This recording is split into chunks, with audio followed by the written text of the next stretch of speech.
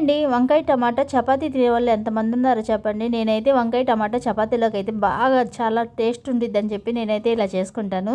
కానీ ఇవాళ మా ఇంట్లో కూరగాయలు ఏం లేక ఇయ్యే వండుతానమ్మా అంటే అస్సలు మొండికేసి కూర్చున్నారు నా ఇద్దరు పిల్లలు. అసలు వాళ్ళకి ఏం చెప్తాము, అటు చిన్న పిల్లలు కాదు, అటు పెద్ద పిల్లలు కాదు, అటు దెబ్బేయడానికి లేదు. వంకాయ కూర అంటే అస్సలు నచ్చదు వాళ్ళకి. ఆకుకూరలు, వంకాయ కూరలు ఇలా కాయగూరలు అయితే అస్సలు నచ్చదు. అది చికెను మటను పెట్టి రోజు పెట్టి చక్కగా తింటారు. పిల్లలంటే అంతే ఏమో.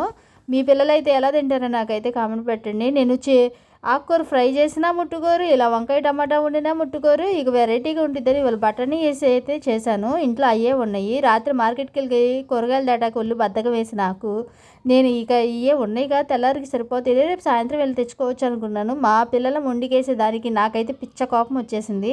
ఇక సరే వాళ్ళకి దెబ్బేలేవని చెప్పి ఒక్క కూర అంటే ఒక్క కూర ఉండి పెడితే చచ్చినట్టు వాళ్ళే తిన్నారు. ఎవరి కోసం తినరండి, కడుపు మారితే పిల్లలు మాత్రం అప్పుడప్పుడు ఇలా మందలించాలి కంపల్సరీగా, లేకపోతే పిల్లలు అస్సలు మాట వినరు.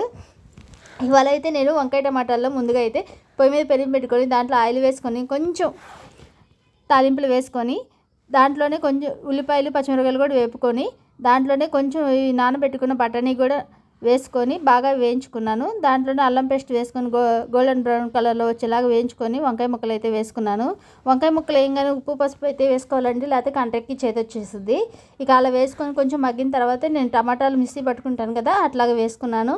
అది కూడా కొంచెం మగ్గిన తర్వాత తగినంత కారం అయితే వేసుకుంటున్నానండి. తగినంత కారం వేసుకొని బాగా కలుపుకొని ఒక 5 నిమిషాలు పొయ్యి మీద పెట్టుకొని బాగా మగ్గనిచ్చుకొని కలుపుకుంటూ ఉండాలి, లేకపోతే అడుగంటేసిద్ది. ఇలా కలుపుకుంటూ ఉన్న తర్వాత కొంచెం గరం మసాలా, దీంట్లోనే కసూరి మెంతి వేసుకుంటే టేస్ట్ అయితే సూపర్గా వచ్చిందండి. మా పిల్లలకి ఇంత చక్కగా వండి పెడితే మా పిల్లలు వస్తే అస్సలు తినరు. అదే వచ్చింది ప్రాబ్లం. కానీ వద్దు వద్దు అనుకుంటేనే కూర మొత్తం చేస్తారు. పిల్లలతో అదే వచ్చిన ప్రాబ్లం. వాళ్ళకి నచ్చని కూర ఎక్కువ తింటారు, నచ్చే కూర తక్కువ తింటారు. ఎంతమంది పిల్లలు ఇలా డిఫరెంట్గా ఉంటారో చెప్పండి. మా పిల్లలు అయితే వద్దు వద్దన్నారు, బండి మొత్తం ఖాళీ చేశారు, శుభ్రంగా తిన్నారు. మా వీడియో అయితే నచ్చితే మాత్రం లైక్ అండ్ సబ్స్క్రైబ్ చేసుకోండి. కూర అయితే సూపర్గా ఉంది, చాలా బాగుంది. లైక్ అయితే కంపల్సరీగా ఇవ్వండి. Bye bye.